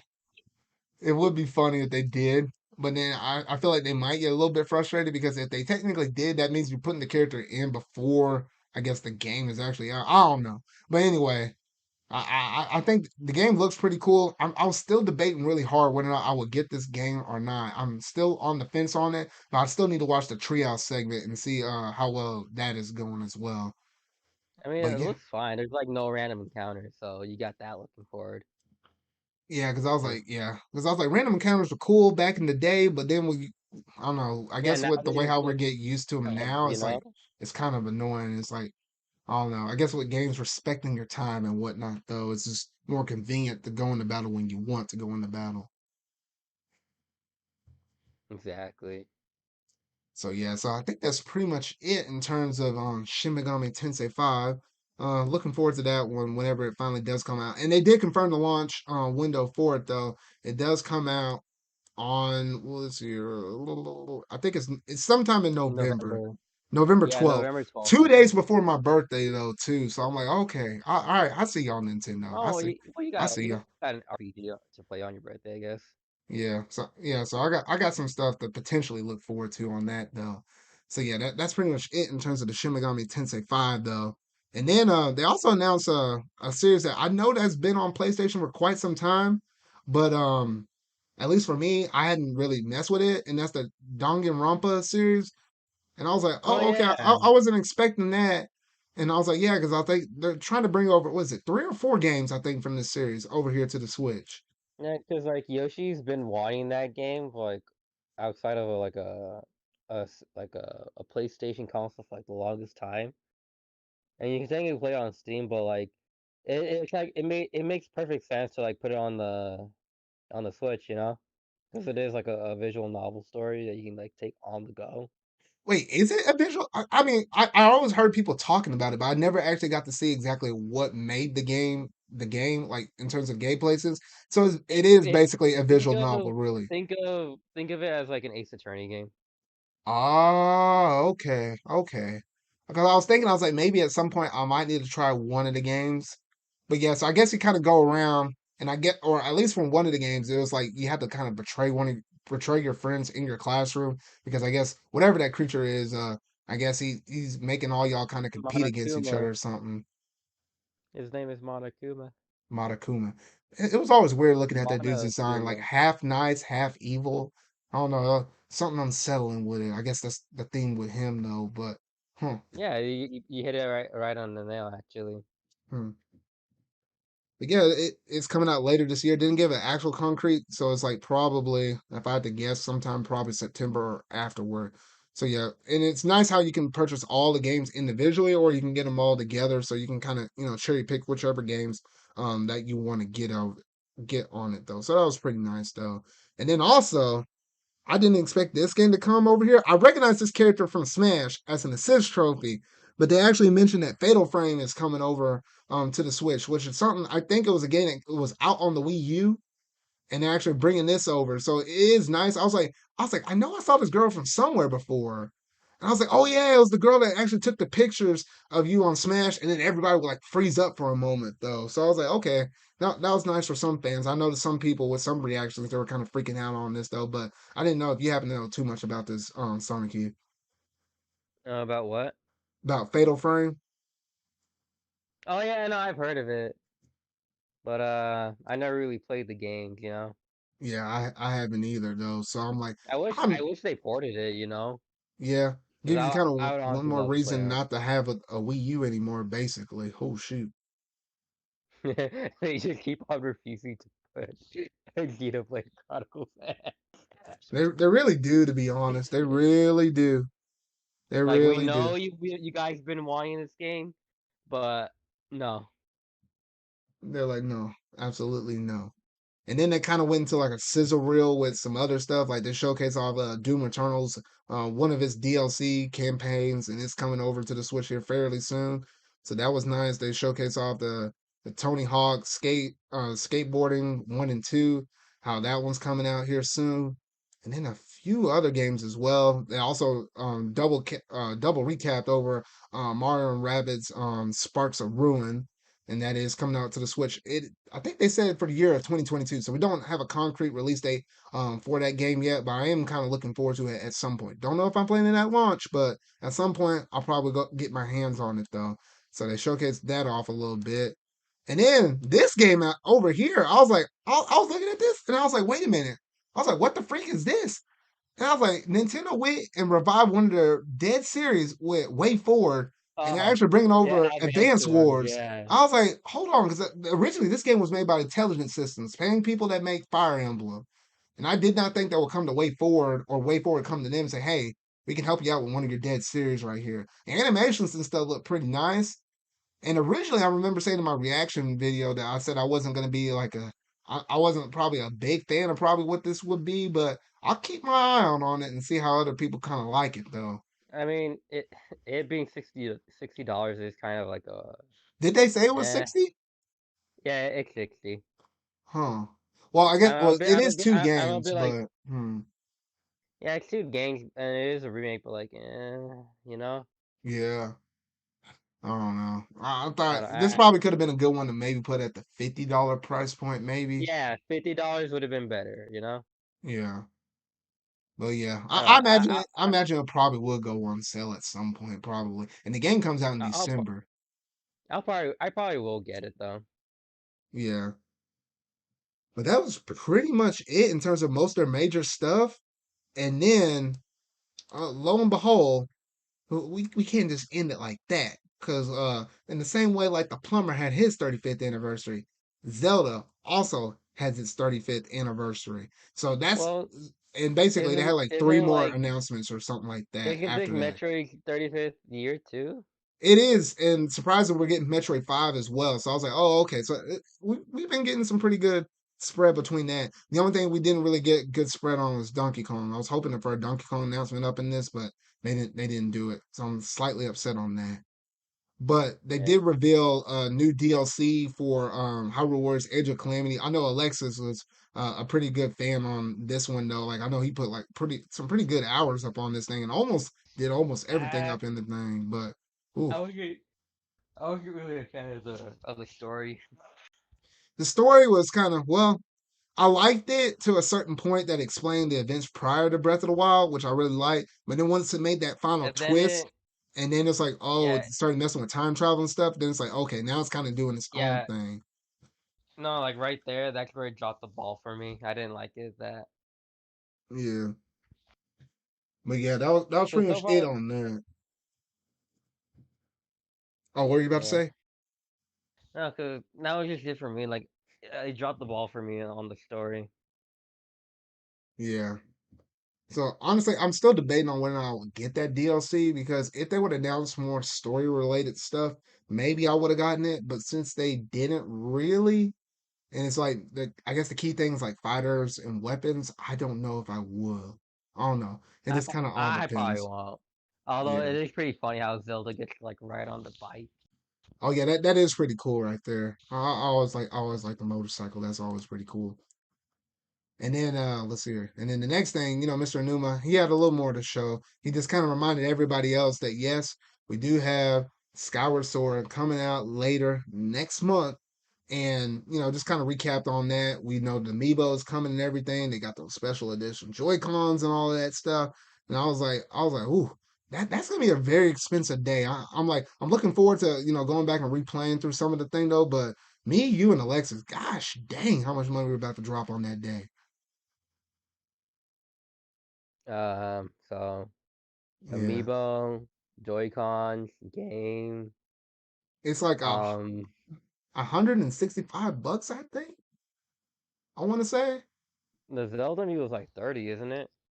no, the amiibo is Yeah, 25. 25. Yeah, The 25. game is 25. 60, so that's like So 185, like, and the Joy Cons themselves is so yeah, $80, 25. It's like 20, 25 and 60. That's 85. That's and rounded then to like 90. The Joy Cons are 80 as well. So 80 and That's 80 like is 160, 170. 165, 170, right up in there. Probably a little Well, more with tax, but yeah, I was you like, oh know, shoot. you know how people are complaining how the game is 60? Mm-hmm. Maybe we're the problem. Oh, because we keep buying this stuff up? No, this is the last Zelda game that needed to get an HD remake. I was gonna buy this no matter what, just so I can complete or try to complete my HD, remake set. Because I mean, with this I one, wish once they, yeah, I wish they ported the Twilight Princess and the Wind Waker one. I feel like they will, but I'm surprised it wasn't announced here that they were gonna do it. But maybe, just Right. maybe, they're waiting to get Skyward Sword out the door first to focus on that, to get all their sales condensed on this one game And before then do like a maybe in twin the fall package direct, for like, yeah, twin package maybe later on like within a fall direct session, maybe they'll go ahead and do it then. At least that's what I'm thinking and what I'm hoping for at least. Let's see here. But yeah, that's pretty much it in terms of that. Now we get into the brand new stuff that we didn't know was coming, or maybe we were all thinking of maybe it was in the rumor mill though. But yeah, Mr. Enuma over there pulls something out of his pocket right there. And yes, it is a Zelda 35th anniversary Game and Watch, similar to the Mario 35th anniversary Game and Watch. oh And yeah, I I was like, definitely got that. yeah, and I'm like, yes, I already pre-ordered that one though, and it comes out with the NES version of Legend of Zelda, comes out with Zelda 2, and typically that was it. It was like the same equivalence to like what Mario had with original Mario Maker or Mario and like the Lost Level ones, but they also threw a third game up in there, being Link's Awakening. I wasn't expecting them to throw a Yeah. Game Boy game up in there as well, so I do like it for that regard as well. So that is pretty nice. And then the clock features seem to do a little bit more, and they're a little more interactive than even the clock features that it has on the Mario 35th anniversary one. Yeah, So, then they have like they have like a whack-a-mole thing, but it's Link instead. oh yeah, that was like the Game and Watch game, yeah. Because I think I can't remember what the one was for the Mario one. What was the one they did for Mario? I Oh, don't know. it was the ball. It was the ball one. Like you juggle the ball up in the air or something like that, and you just count. That was the one for the Mario one. So this one's like whack a mole version. Mm. But yeah, I do like how some of those clock faces are a little more interactive. You can actually play or I think you can play like some decent little small little mini games or whatever on it though. But yeah, the game or this thing actually releases out on November 12th. Once again, 2 days before my birthday again. I think it's the same day that comes out with Shin Megami Tensei 5. So I was like, okay. So I was like, well, 50 my bucks is going to get that Game and Watch stuff. So I'm like, okay, I'm looking forward to that. And that was pretty much almost it for Nintendo's presentation. But of course, they had that one more thing, that one more sweet, Yeah, glorious. we all knew it was gonna happen, but they finally did it. They finally showcased off more Breath of the Wild 2. And looking at the very beginning of this thing, it was dark. Yeah, I mean, you saw something that looked like a Ganon over there. You got to see that sort of kind of like a black ore. Then you see Zelda fall, and I was like, "What the heck?" I just love how dark it is. We hadn't gotten anything like this dark. You can say Twilight Princess, but I'm thinking more on the lines of Majora's Mask. And then you see Link falling through the clouds or through the sky, Yeah, and I was like, you know that "Oh you know shoot!" what the you know what that game reminds me of with like Link and like that cursed arm with like trying and then him trying to say like a princess Uh or huh. whatever while fighting like an evil spirit. Literally reminds me of Princess Mononoke, the Studio Ghibli movie. Oh yeah. Hmm. And then they showed off this like weird thing of him going through walls. Like it Yeah, he was. reminds me of Gravity Rush, where like you can like float up in the air and just fly around with gravity and just like land on anywhere you wanted, basically. Yeah, because it was literally, oh yeah, it's literally like he was falling, or he was like in the air, and he was like, and he went through like the bottom of the ground up. And I'm about to rewind to this because this is one thing I just noticed in this trailer itself. As you were talking about it, I was going back and looking through the footage while I was playing through though. But you know how like this has like some time, you know how Zelda series has time elements and whatnot though. If you go back and see the one little spot where it's like a drop of water, you know, like how a drop of water like falls, hits the ground, and Yeah. splashes out. This drop of water shows from the splash version going in reverse and going up. In the same way it was going up, you saw Link going up through the ground like that. So I'm thinking that arm of his controls time. And I feel like either he could use it on himself to rewind certain things like that, or reverse things around him in the world. I Yeah, feel like that's your cause like extra power. I his feel like that's your arm extra twist. Yeah. is gonna work like the Sheikah Slate, cause obviously you gotta like do something new, right? And that is something new. Yeah, because I'm thinking, But yeah, I think time is going to be a major focus. Like, you know, like in Majora's Mask, you always played that you play that ocarina, the reverse time or whatever. I feel like that arm of and to yours is going speed to be the it, major thing. Yeah. You can speed it up, slow it down, or rewind it or whatever though. I feel like that arm of yours is going to be the major thing that makes Breath of the Wild 2 Breath of the Wild 2. yeah. And it I don't know if you know this, but like there's like a certain part where you hear vocals, but like if you oh yeah, reverse it, it plays like something like different. I did notice it because it did sound kind of like a reverse thing. I wish I might need to go back and either listen to someone that reversed it or reverse it myself though. But yeah, it You definitely could sounded probably like just one of like them record. tracks. You can probably just like screen record it and then reverse it yourself, Yeah. cause it's like it's not that long. Mm. And the cool thing about this whole entire trailer is they revealed, yes, it's coming out in the year of 2022. So we finally got a concrete release date. From reveal to release, hopefully, it's gonna be 4 years because this was revealed back in 2 years ago. It was 2 years ago from this Yeah, time, it was like two years yeah, ago. two E3s ago. So 2019, that's when it was revealed. And was it? It wasn't at E3. It was at was it a fall direct? I don't even think it was at E3. I I think it think was a fall direct on 2019. I want to yeah, say, no, it was a direct. They showed off like a character for Smash. I forget which one though. yeah. So yeah, it's been a while. It's been in the oven for quite some time though. So a 4 year turnaround for a Zelda game isn't that bad because we're typically used to 6 or 7 years for 3D Zelda games. So 4 year turnaround is it's not that bad. Like, well, Yeah, it's not a full one, but it feels pretty good. And then Mr. Numa said himself that I think the one of the key differences with this, because it's like how do you change something from Breath of the Wild to Breath of the Wild 2? Because it's the same world and everything, so you can't make it feel yeah, too much like like the original. And Mr. Numa exactly. How are you gonna said, like how are you gonna like approach it with like the same manner as like innovation? If you already done enough, you take it to the sky. take it to the sky. And I feel like maybe this is the reason why Skyward Sword is releasing like this year, and then you turn around and Yeah. releasing Breath of the No, Wild no, no, 2 next year. cause like Nintendo like stated like there is a name for this game. It's not gonna be like Breath of the Wild 2, but they don't want to like show it because it's actually just spoilers. But my theory is that it's gonna be Breath of the Wild Return Skyward or something. Return to Skyward. No, like Return to the Skies, Oh, Return cause to the Skies. Okay. cause you see all these like floating like mountains and shit, right? What Mm-hmm. if like they go back to the skies, back to like how it was before they went to Hyrule? Ooh, you know what? Ooh, shoot. Actually, yeah, because that would Cause be Breath true. of Because in Skyward cause Sword, y'all Breath were of up in the air yeah, originally. Yeah, cause Breath of Wild is at the end of all timelines. you're kind of right. I didn't even think about it like that. Hmm. Ooh, ooh. Now you got my Yeah, gears turning a little and bit. and then we already know Ganondorf is returning just from like the trailers alone. Yeah. And I guess in Oh. terms of names, if I were to go off of one, I don't know why this has been kind of popping up in my head for quite some time, just like a funny name, Breath of the or Breath of Fresh Air or something like Breath of the Wild, Breath of Fresh Air or something like that. Morning, morning breath.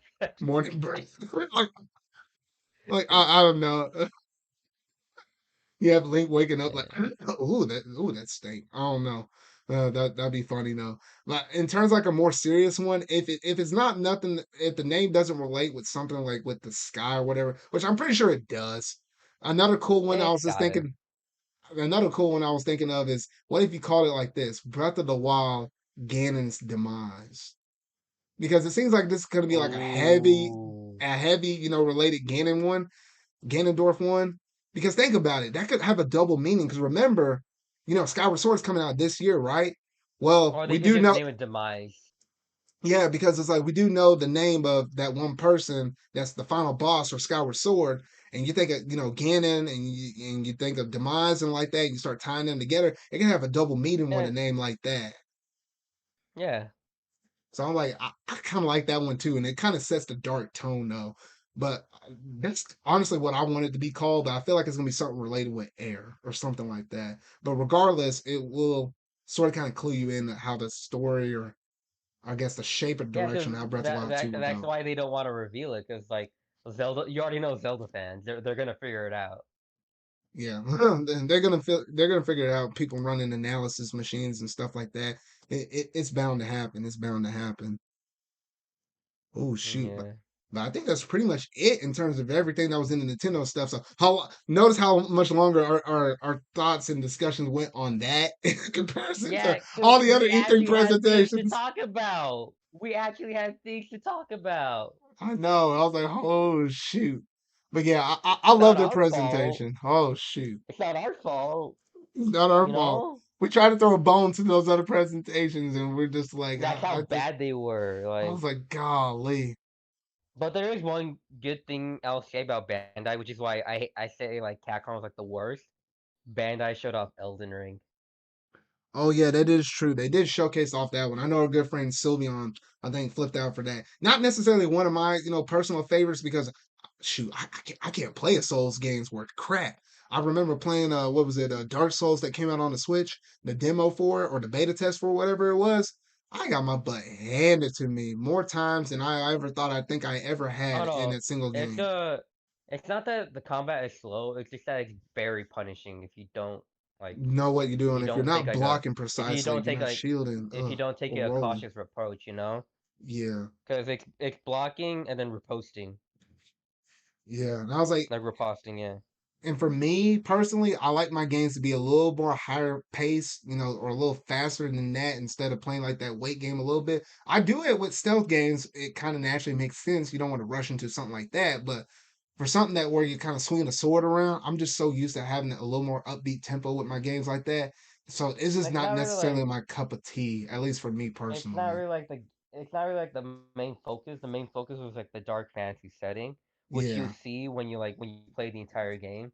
And honestly, it's like one of my it's one of my favorite games. Like I can't even tell you how much I enjoyed it. Just how like everything was all interconnected because you basically go from like above and then you go down to hell and then you go down through like a city or like the dead and then you follow these tunnels into the sewers and then you go up again and like oh it's all connected. But Hmm. yeah, I was super excited for Elden Ring. I, they showed off gameplay like like in gameplay, you know? Hmm. And they did show off like some interviews. The one from like the from the creator, and another from George R. R. Martin, which is like who's like the creator of the Game of Thrones series. Oh. But he was only like tasked with like creating the dark fantasy setting, like world building wise, because it is like a proper sequel to Dark Souls. Not really like a sequel, but like a successor, you know? Yeah. Because you have Demon Souls, Dark Souls, Sekiro, Bloodborne, Elden Ring now. Hmm. But yeah. Yeah, so I guess that Um, makes game number 5 then in the series. And um, I thought it'd have been like Breath of the Wild 2 that I was the most excited for, but for me personally, Metroid Dread just Metroid stole the show Dread, for me. Metroid Dread. It's something with the newness factor of you getting revealed to something in E3 that's brand new, something that you never heard about, and it's It's having a not that quick no, turnaround time. we have heard about Metroid Dread. It was just like no, because people have been talking about it because like it was canceled like a long time ago, so to speak. And they had the story done and everything, but it was just like the gameplay that they weren't Hmm. confident with doing. Yeah, And because yeah, because I'm thinking almost in my 20 years wildest later, dream. Yeah, 20 almost years 20 later, years later. they finally did it. Yeah. And I was thinking in my wildest dreams they'll have a 2D Metroid game. I heard it in the rumor mill. I never said anything about it. I wish I would have, but I heard about it being in the works. But I never thought I was like it would be at E3 when they would show it. Like I thought it was being some random old direct that's not E3. I wasn't expecting that then. But I was like, but yeah, that was my personal highlight for E3. Had it not been for that, it probably would have fell to Breath of the Wild 2. And then Same. outside of that, I would have been like, I would have been like, well, shoot. I was like, what else? E3, I would have been walking forward to that. I would have known instantly after as soon as it's all said and done, I would have been like, all right, I'm putting my pre-order in right now. Top three for me: Metroid Dread and Breath of the Wild 2 and Elden Ring. Okay, that's pretty good. I think for me it was Metroid The Dread, same thing, like Breath of the yeah. Wild 2, but my third game is different from yours since I'm not much of a Souls fan. Surprisingly, I think it's Guardians of the Galaxy for me. Because personally, the little segments that I have seen up in it is nice. I just know it's sort of kind of sour to some people's taste because they wanted more in that Square Enix thing. But for everything they've been showing me so far, I have more faith in that series than what the Avengers series has. Because I feel like me personally, as being a Marvel fan, I feel like they're hitting more strides and more chords with that game than even what they did with the Avengers one. Because they even take like the designs of those characters, they're from the comics.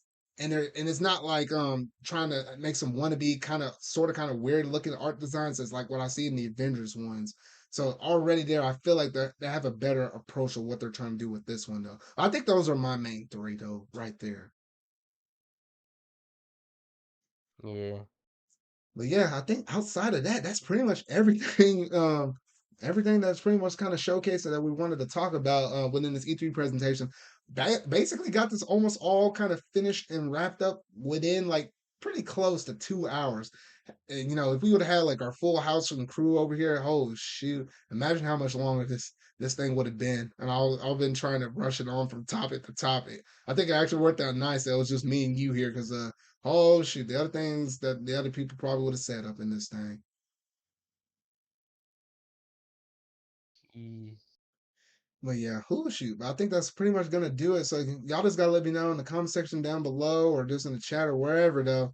What was your main highlights from E3? Or shoot, it might not even be highlights. It might be some of the most disappointing, fuel and raging disappointments. Yes, I'm looking at All you, right. Capcom, over there. Yeah. That Highlights disappointed and me. disappointment. Highlights and Highlights and then disappointments. disappointment. Because there were like E3 this year was like a tide. There was the high tide and there was the low tides. And oh shoot, them low tides kind of stung. It was like you walking across the beach and getting stung by a jellyfish that just happened to be there, or like gotten pinched by a crab or something. I don't know. I felt like I stepped on quite a bit of those things.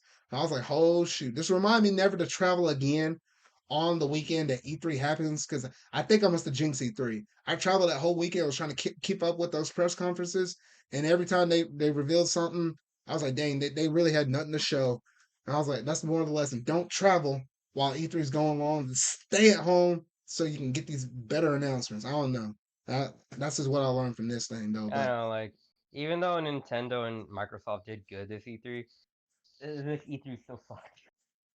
I know it was still whack. It was still whack. And I'm like, oh, I don't know. I was like, what kind of wacky, zany Saturday morning evil cartoon Saturday show morning was this? cartoon. No, I saw a better Saturday morning cartoon. No, back in the day No, when I I'm got talking my about like teenage mutant. evil, like evil, Oh, like evil. like this was like planned on purpose. Oh no.